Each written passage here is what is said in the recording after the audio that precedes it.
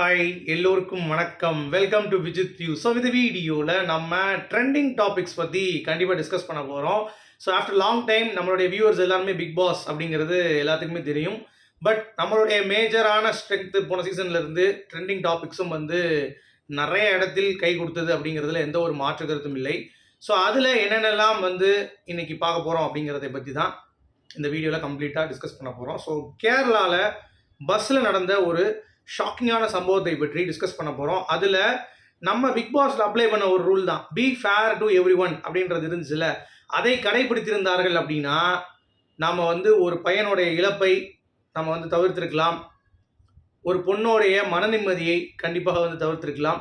இந்த மாதிரி ஏகப்பட்ட விஷயங்கள் நம்ம இந்த வீடியோவில் டிஸ்கஸ் பண்ண போகிறோம். இதுவும் பிக் பாஸுக்கும் ஒரு சம்மந்தம் இருக்குது. அதையும் நான் இந்த வீடியோவில் நான் தெளிவாக கிளாரிட்டியாக பேச போகிறேன். ஸோ வழக்கம் போல் சேனலுக்கு புதுசாக இருந்துச்சுன்னா கண்டிப்பாக சப்ஸ்கிரைப் பண்ணிக்கோங்க. வீடியோ மறக்காமல் ஒரு லைக் போட்டுக்கோங்க. இங்கே எலக்ட்ரிசிட்டி கொஞ்சம் ஃப்ளக்சுவேட் ஆகுது, அதனால் லைட்டாக டிமிடிபி அடித்தா கொஞ்சம் அதையும் பொறுத்துக்கோங்க அப்படிங்கிறத சொல்லிவிட்டு இப்போ நம்ம வீடியோக்குள்ளே போகலாம்.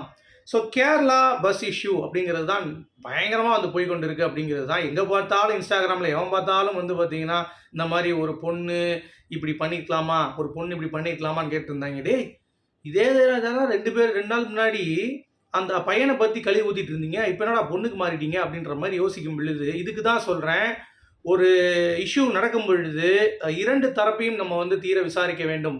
2 தரப்பில் இருக்கக்கூடிய நியாயங்களையும் அநியாயங்களையும் எடுத்துக்கொள்ள வேண்டும் அப்படிங்கிறத நம்ம வந்து பேசியிருக்கோம். அது பிக் பாஸ்ன்ற ரியாலிட்டி ஷோலையும் நம்ம அப்படி தான் பார்த்துருக்கோம். அது மட்டும் இல்லாமல் நம்ம கவர் பண்ண 4-5 கேஸ் எப்படின்னு பார்த்தீங்கன்னா, ரிதன்யா அவர்களுடைய கேஸாக இருக்கட்டும், அடுத்து வந்து நம்ம ஏர் இண்டியா ஃப்ளைட் கேஸாக இருக்கட்டும், அஜித்குமார் அவர்களுடைய கேஸாக இருக்கட்டும், எல்லா சைடுமே நம்மளுடைய அனாலிசிஸ் வந்து எப்பயுமே 2 தரப்பில் இருக்கக்கூடிய நியாயங்களை தான் வந்து பேசுவோம். அதனால தான் நம்ம சேனலுக்கு அவ்வளோ சப்ஸ்கிரைபர்ஸ் வந்து வந்தாங்க சின்ன ஷார்ட் டைம் அப்படிங்கிறத நான் வந்து பெருமையாக சொல்லிக்கிறேன்.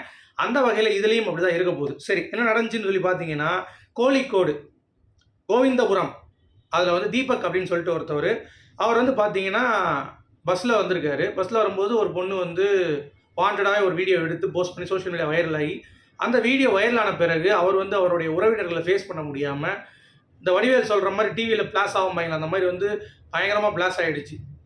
இந்த மாதிரி வந்து இவர் இப்படி பண்ணியிருக்காரு அப்படின்னு சொல்லிட்டு உடனே சோஷியல் மீடியாவில் பயங்கர அவுட்ரேஜ் கிரியேட் ஆயிடுச்சு. அப்படின்னோடனே இவர் என்ன பண்ணியிருக்காருன்னா, நைட் வந்து பூட்டிட்டு தூங்கினவரை காலையில் எந்திரிக்கல.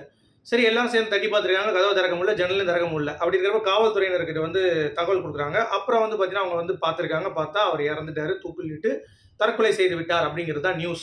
ஸோ வெளியே எடுத்தவங்க சடலத்தை பிரேத பரிசோதனை பண்ணுறாங்க. பிரேத பரிசோதனை எல்லாம் நார்மலாக இருக்குது. அதில் சில விஷயங்கள் மர்மமாக இருந்ததாக தகவல்கள் வருது. பட் அது வந்து நமக்கு போலீஸார் கொடுத்தது தான் நம்ம வந்து ஸ்ட்ராங்காக பிலீவ் பண்ணோம். ஸோ அது வந்து நார்மல் தான் சொல்கிறாங்க. பட் அதுக்கடுத்து திடுக்கிடும் தகவல்கள் நிறையா வந்து வெளிவந்திருக்கு அப்படிங்கிறது நம்ம இந்த வீடியோவில் ஃபுல்லாக டிஸ்கஸ் பண்ண போகிறோம். சரி, இதில் விற்பனை மேலாளராக இருக்கக்கூடிய நம்ம தீபக் அவர்கள் பஸ்ஸில் போகிறாரு. அவர் போயிட்டு இருக்கும்போது முன்னாடி சில பெண்கள் வந்து கொஞ்சம் ஃபேஸ் பண்ணுறாங்க இவருடைய சில்மிஷத்தை. உடனே ஒரு சிங்கப்பெண் அங்கே இருந்த ஒருத்தி புரதா போட்டிருந்தாங்கல்ல, பரதா போட்டு, அவங்க வந்து பார்த்தீங்கன்னா நான் போய் எடுப்பேன் அப்படின்னு சொல்லிட்டு அவரை எடுத்துகிட்டு பக்கத்தில் போய் நின்று அவரை உரசுற மாதிரியான சில விஷயங்கள் நடந்தது. அதுக்கடுத்து வந்து எடுத்து காட்டு தீ போல பரவிடுச்சு அந்த ரீல். கிட்டத்தட்ட 20 லட்சம் பார்வையாளர்கள் அதை பார்த்துருக்காங்க. எதிர்வினை பயங்கரமாக தீபக்கு, ஏன்னா நீலாம் மனுஷனாயா நீயே அப்படின்னு சொல்லிட்டு வீடியோஸ் எல்லாம் போட ஆரம்பிக்கிறாங்க. இன்ஸ்டாகிராமில் எல்லாரும் வந்து பார்த்தீங்கன்னா பயங்கரமாக திட்டுறாங்க. அவரை எல்லாம் செத்து போயிடுறா, நீலாம் அனிதரா அவர் பொண்ணை வந்து டச் பண்ணுற, அவனுக்குலாம் அறிவில்லை, உன் அக்கா தங்கச்சி பிறக்கல, நீ அம்மா நல்லா அம்மா பிறந்தியா அப்படின்ற மாதிரி ஏகப்பட்ட கேள்விகள். அவர் வந்து பார்த்தீங்கன்னா போலீஸுக்கும் இந்த பொண்ணு தகவல் சொல்கிறாங்க, அதாவது அங்கே இருக்கிற போலீஸுக்கு. அவங்க அது பெருசாக எடுத்துக்கல. பட் அவங்க என்ன பண்ணுறாங்க அப்படின்னா, சரி வா அப்படின்னு சொல்லிட்டு ஒரு வீடியோ சோஷியல் மீடியாவில் ரெக்கார்ட் பண்ணுறாங்க. என்னென்னா இந்த மாதிரி அவருடைய இன்டென்ஷன் அப்படிங்கிறது ரொம்ப கிளியர். அவர் பவுண்டரிஸ் அவர் செட் பண்ணல, செக்ஷுவலாக உள்ளே வந்து அரோஸ் பண்ணார் அப்படின்ற மாதிரி ஏகப்பட்ட கம்ப்ளைண்ட் அந்த பையன் மேலே. அவர் வந்து வேணும்னா தடவினார். இதுக்கு முன்னாடி அந்த பொண்ணுங்க இஷ்யூஸ் வந்து ஃபேஸ் பண்ணாங்க. அதனால் நான் போய் ரெக்கார்ட் பண்ணேன் வாண்டடாக. என்னையும் வந்து அவர் வந்து களங்கம் ஏற்படுத்தினால் பாலியல் சீண்டுதல் வந்து பண்ணார் அப்படிங்கிறத ஓப்பனாகவே வந்து பார்த்தீங்கன்னா அந்த பொண்ணு ஸ்டேட்மெண்ட்டாகவே வீடியோ போட்டிருக்கு. அதுலேயும் வந்து அந்த வீடியோ போட்ட பிறகு அதுதான் பயங்கர ரீச்சு. உடனே எல்லாரும் சேர்ந்து வாங்கடா அவருக்கு கடுமையான தண்டனை வர வரைக்கும் நம்ம விடக்கூடாது அப்படி இப்படின்னு சொல்லி பயங்கரமாக வந்து அவுட்ரேஜ் நடக்குது. ஸோ இதெல்லாம் வந்து பெரிய ஒரு இஷ்யூ ஆன பிறகு தீபக் அவர்கள் வீட்டில் இறக்கிறார், தற்கொலை பண்ணுறாரு. பண்ண பிறகு இப்போ என்ன ஆகுது அப்படின்னா, திடீர்னு ஐயோ இவர் இறந்துட்டாரா, அப்போ எப்படி இறப்பார், குற்ற உணர்ச்சி ஏற்படுது வீடியோ போட்டவங்களுக்கு. திருப்பி என்ன பண்ணுறாங்க, இது திருப்பணும் அப்படின்னு இருக்கா, அந்த பொண்ணு தான் தப்பு. ஏன்னா அந்த பொண்ணு தான் வந்து பார்த்தீங்கன்னா வேணும்னே போய் உரசுறா, வேணும்னே போய் வந்து அரெஸ்ட் பண்ணுறா. அப்போ அவர் போய் பை எடுக்கும்போது பேக் எடுக்க தான் அப்படி குனிகிறாரு. அப்போ தான் அந்த கை வந்து பார்த்தீங்கன்னா இப்படி அந்த பெண்ணுடைய மார்பகங்களை டச் பண்ணுது. அதனால இவர் வந்து வாண்டடாக வந்து பார்த்தீங்கன்னா போய் டச் பண்ணல, அந்த பெண் தான் வாண்டடாக வந்து உரசுறா அப்படின்ற மாதிரி அடுத்த தியரி கிரியேட் பண்ணி அந்த பொண்ணை திட்டிகிட்டு இருக்காங்க. இப்போ அந்த பொண்ணு வந்து வேதனைப்பட்டு சாகணும்ல அதுக்காக, சரியா? ஸோ இந்த மாதிரி வந்து பண்ணிட்டு திரிறாங்க. இதில் விஜித்தோடைய நிலைப்பாடு என்ன அப்படின்னு சொல்லி கேட்டிங்கன்னா, நான் என்ன சொல்லுவேன்னா, be fair to everyone. அந்த பொண்ணுக்கு அவ்வளோ தூரம் அந்த என்ன சொல்கிறது, ஒரு பிரச்சனை நடக்குதுன்றாங்க. முன்னாடி ஒரு பொண்ணுக்கு இவன் செல்மிஷம் பண்ணியிருக்கான்றாங்க. நிற்க வச்சு பஸ்ஸை டேய் நிறுத்துறா, போலீஸ் ஸ்டேஷன் விடுறா, யாரா நீ கோமாளி அப்படின்னு சொல்லி எழுத அந்த ஆளை கூண்டோட பிடிச்சி கொடுத்துருந்தேன்னா நீ சிங்கப்பெண்ணு. அதை விட்டு நீ போய் நான் பார்த்தீங்களா நான் போய் உரசுறேன் அப்படின்ற மாதிரி உரசுனது அப்படிங்கிறது உங்களுடைய முதல் தவறு. அதை நீங்கள் பண்ணிடக்கூடாது. நீங்கள் பிசிக்கலி நீங்களே போய் அதை அரெஸ்ட் பண்ணுற மாதிரி. இத்தனைக்கும் அந்த பஸ்ஸில் கூட்டமும் இல்லை. அதை ஏன் அவங்க பண்ணாங்க அப்படிங்கிறது தெரியல. அவர் மேபி தப்பாக இருக்கலாம், ரைட்டாக இருக்கலாம், எனக்கு தெரியாது. நல்லவனாக கூட இருக்கலாம். அது போலீஸ் விசாரணையில் தெரிய வந்திருக்கும். அவருக்கு அந்த நீதி அங்கே கிடைச்சிருக்கும். அதை விட்டுட்டு நீ வந்து உன்னோடைய யூடியூப் சேனலுக்கு உன்னோட இன்ஸ்டாகிராம் தாலையும் வியூஸ் எடுக்கிறதுக்காக இந்த மூதையை என்ன பண்ணியிருக்கு, பரதா போட்டு உட்காந்துக்கிட்டு அப்படியே நான் வந்து இந்த மாதிரி இப்படி இருந்தேன் அப்படின்ட்டு இப்படிலாம் விளக்கெல்லாம் கொடுக்காதீங்க. எல்லா சட்டம்லாம் கடுமையாகப்பட்டிருக்கு. எல்லா இடங்களிலும் வந்து பார்த்தீங்கன்னா தப்பு செஞ்சால் தண்டனை வழங்கப்பட்டிருக்கு அப்படிங்கிறதுல எந்த ஒரு மாற்று கருத்தும் இல்லை. என்ன டிலேட் ஜஸ்டிஸ் கிடைச்சிருக்கு ஒரு சில கேஸில், அப்படி அவ்வளோதான். மற்றபடி நீங்கள் அங்கே தான் போயிடணும். சோஷியல் மீடியாவில் நீங்கள் கருத்து என்ன பண்ண போகிறீங்க, இந்த மாதிரி 4 பேர் பேசினா என்ன ஆக போகுது?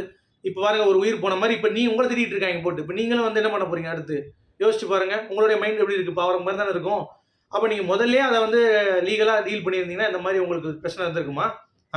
இந்த மாதிரி அவுட்ரேஜ் ஆகிருக்குமா? இல்லை அவருடைய உயிருக்கு ஏதாவது ஆயிருக்குமா? அவங்களுக்கு ஃபேமிலி இருக்காங்க, அவங்களுக்கு வந்து பார்த்தீங்கன்னா அவங்க அம்மா சொல்கிறாங்க, இது வரைக்கும் என் பையன் எந்த ஒரு கலக்கமான விஷயத்துலையும் இந்த மாதிரி இப்படி கலங்கினதே கிடையாது. எப்பயுமே இந்த மாதிரி எந்த ஒரு கம்ப்ளைண்ட் அவன் மேலே வந்ததும் கிடையாது. அப்படி போய்ட்டு நல்ல மனுஷன் சொல்லி அவங்க சொல்கிறாங்க. இப்போ யார் நம்ம நம்புறது? அவங்க சைட்லேருந்து குற்றச்சாட்டு. அப்போ இந்த பொண்ணு தப்பான வந்து நம்ம திரிக்க முடியுமா? நம்மளும் அந்த தப்பு பண்ணக்கூடாதுல்ல.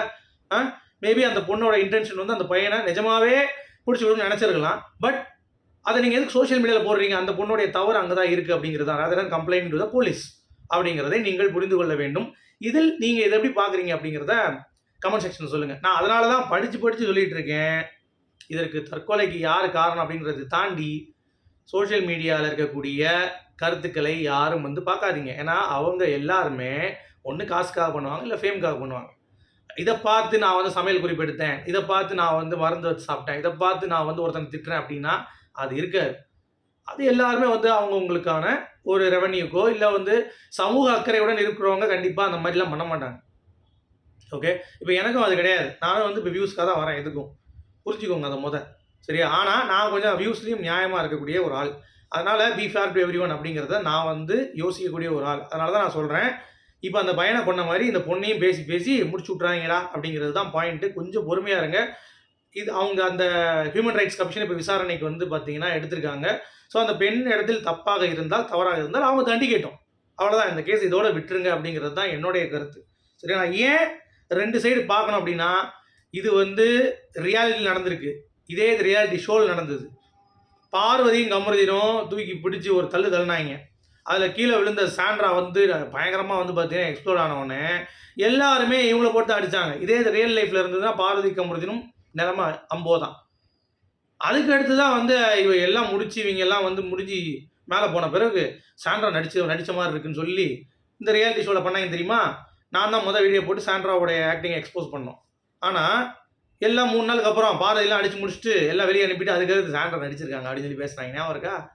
இதைத்தான் பண்ணாதீங்கன்றேன். இருந்தே பி ஃபேர் டு எவ்ரி ஒன்னாக இருந்தீங்க அப்படின்னா இந்த குற்றங்கள் நடக்காது. இந்த மாதிரி கேவலமாக யாரும் பண்ண மாட்டாங்க.